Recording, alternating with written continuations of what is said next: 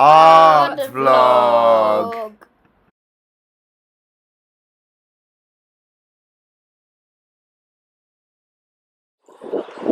Welcome to the ArtVlog with me, George Dopamine. Today we're in Scotland's capital, Edinburgh. Behind me you can hopefully just see the Scottish Parliament, and over there we can see the Salisbury Crags. But what we're interested in today is the building behind me over here, the Queen's Gallery. Because today we're going to be reviewing the exhibition Leonardo, A Life in Drawing. With this exhibition I have a bit of a confession to make. It was the 500th anniversary of Leonardo's death in 2019, and the Queen spread her amazing display of Leonardo's drawings across the UK, with 12 exhibitions all the way from Sunderland to Bristol.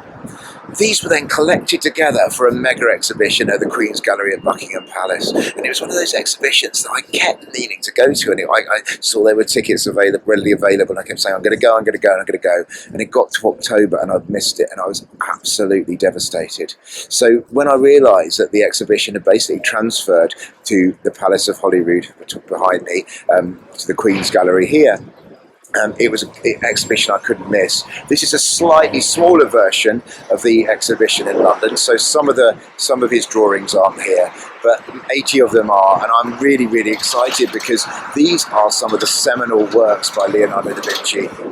The Leonardo show is only £7.50 to get into, which is stonking value, especially when you consider that you can convert your ticket into a year-long annual pass just for £7.50 by signing the back of it and then getting it stamped within the gallery. This means that it's you can come, if you're in Edinburgh and you go back to Edinburgh, you can come to many, many exhibitions. Lots of 5-star reviews there. I try not to read reviews before going into the gallery, but it's obviously hard with this one because it's so late in the day that I'm visiting. I've never actually been to the Queen's Gallery before, so it's really, really exciting visiting a gallery for the first time. This gallery was actually opened in 2002 to display parts of the Royal Collection. It's a northern cousin of its Buckingham Palace Queen's Gallery, which was opened in the 1960s and refurbished in 2002. The Royal Collection is obviously one of the most magnificent private art collections in the world, held in trust by our current monarch, Queen Elizabeth II, for future generations, and the Leonardo drawings are widely considered to be some of the crown jewels of this collection of multiple masterpieces. I just want to give you a feel for the gallery. I'm obviously not going to zoom in on any individual pieces of work, so I want to encourage you to come and see them for yourselves. But you can see the works are quite tightly packed together with some interesting cases showing Leonardo's craftsmanship and the way he produced the drawing. This rather uninspiring piece is actually incredibly important in the history of the drawings. It's the Leone binding, and for much of their history, Leonardo's drawings that are now in the Royal Collection were kept in this binding. It was only in Victorian times that they were removed so they could be displayed individually. The drawings on display in Edinburgh include some of his anatomical works, some beautiful, very carefully considered studies of nature, some military drawings, as well as some preparatory works for paintings, so really worth coming to see. I think a nice cup of tea is in order after that show. This is the gallery at the Palace of Holyroodhouse. Some very nice tea and cake on offer. Okay, well, we're in the cafe now at the Palace of Holyroodhouse, and I've got a very, very nice loose leaf tea. I made a bit of a faux pas when I was ordering this tea, though, unfortunately. I asked for English breakfast, but obviously up here it's Scottish breakfast, so I'm going to just enjoy this and then give some initial thoughts on the Leonardo show. Very good value, by the way, under £3 for loose leaf tea. So delighted with that, and hopefully, cheers. Here's to Leonardo da Vinci. So, just still in the cafe at the Palace of Holyroodhouse, which is obviously right next door to the Queen's Gallery. Comes recommended, actually, very nice loose leaf tea. Scottish breakfast tea. I won't live that one down for a while, asking about English breakfast tea. But anyway, I expected to come out of a Leonardo show feeling elated at being in the presence of a Renaissance master.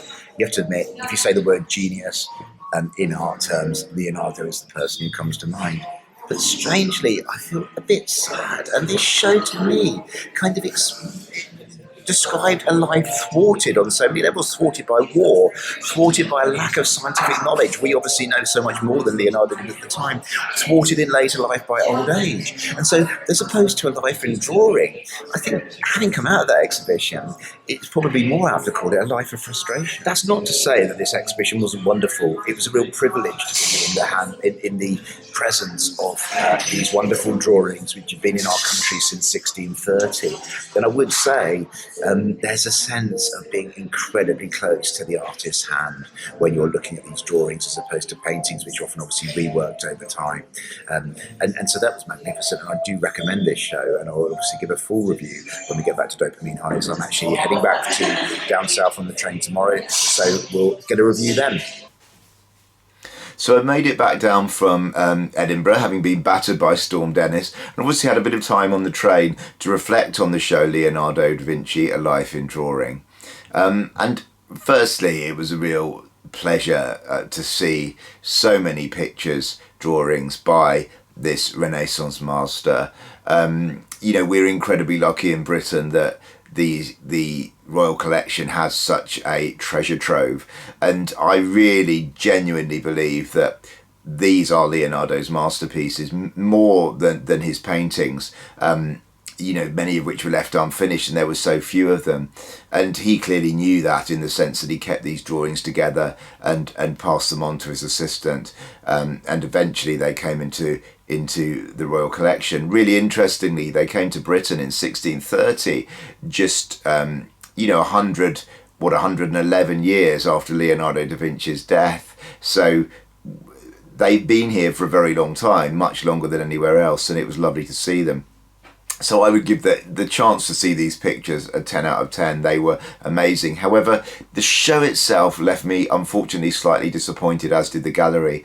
It was my first visit to the Queen's Gallery at the Palace of Holyroodhouse, and it was a strange gallery. So much space was taken up by this very elaborate staircase, which left you feeling a bit short-changed in the gallery spaces themselves.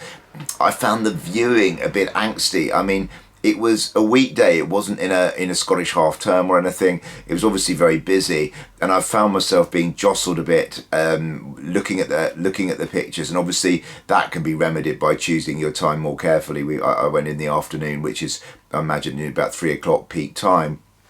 I also thought, a bit annoyingly, that the curation did not really allow the show to fly. I would love to have seen more context and more links to the world that Leonardo da Vinci was working in, because that to me is what makes these pictures, drawings so interesting. The fact that he was straining at the leash of his world, but he was constrained within it. There was obviously information by each drawing which gave some interesting tidbits, like the amount of dissections he did. I think it was 30, and the fact that he didn't know, as nobody did at the time till William Harvey discovered it, how blood circulated around the body. But I thought the curation was a little bit prosaic. There were some cabinets which had information on drawing utensils that were used for the drawing, specifically for the sort of they were mildly interesting on metal etchings and chalk. But I suppose I wanted a little bit more art criticism, and also a little bit more context of the world in which Leonardo lived in. I was taken, as I was walking round, back to the fantastic Hans Holbein show at Tate Britain years back, which again focused on his drawings, because they're the ones that we had, and that kind of really immersed you in the Tudor court, and you came away feeling richer both from the art and from the context of the art. This didn't do that, sadly, so I'd actually give the exhibition, even though I'm strangely going to say it's an absolute must-see, a 6 out of 10. The exhibition is on until the 15th of March, so you've got a couple of weeks left to get yourself down there if you're in the Edinburgh, in the city or surrounding regions. And you should do, because these drawings are rarely shown in public, because they're obviously very fragile. They can only take a certain amount of exposure to the light. And the Queen has lent these to celebrate and remember Leonardo's 500th anniversary of his death. So I would get down there. As I say, I wish the curation had given us a bit more of the context. There were obviously bits of information by each drawing, but I'd like to have seen more. I'd like to have felt I was flying and really inhabiting Leonardo's world, and I sadly didn't do that. But anyway, I'm glad I went. I'm absolutely gutted I missed the London one. If you did go to the Leonardo Life in Drawing show at the Queen's Gallery at Buckingham Palace, and you felt it was different to what I'm describing and have shown you of the show in Edinburgh, then please do comment below, because I'd be really interested to see if that was a more successful curatorial experience or not. Anyway, we're going modern again on the next art vlog, which should be online next week. We're going to Tate Modern, where we're going to be reviewing the relatively new Steve McQueen show, very different to the beautiful drawings of Leonardo da Vinci. Obviously we're seeing lots of video art, so do join me then.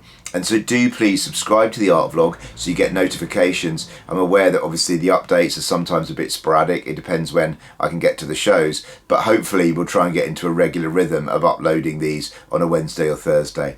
Anyway, for now, thank you for joining me. Over and art.